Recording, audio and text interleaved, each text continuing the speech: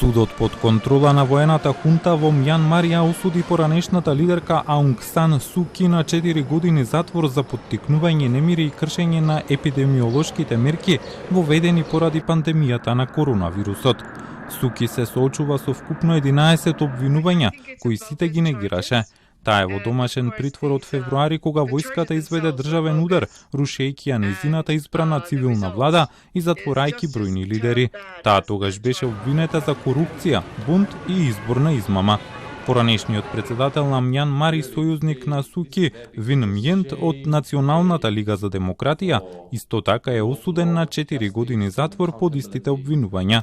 Хунтата собра обвиненија против Су Ки, вклучувајќи и кршење на законите за службена тајност, наводи за корупција и изборна измама.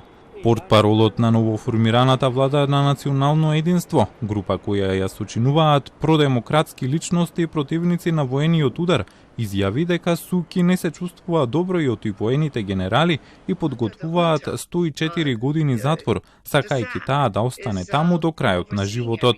Мјанмар тоне во насилство и хаос по воениот удар. Според активистите за човекови права, повеќе од 1300 луѓе се убиени, а над 10.000 биле уапсени за време на протестите против хунтата. Војската го оправда своето преземање на власта во оваа југоисточна азиска земја со наводна измама на парламентарните избори во 2020 година. На ноемвриското гласање пред една година, партијата Национална лига за демократија на Су Ки оствари јасна победа на изборите.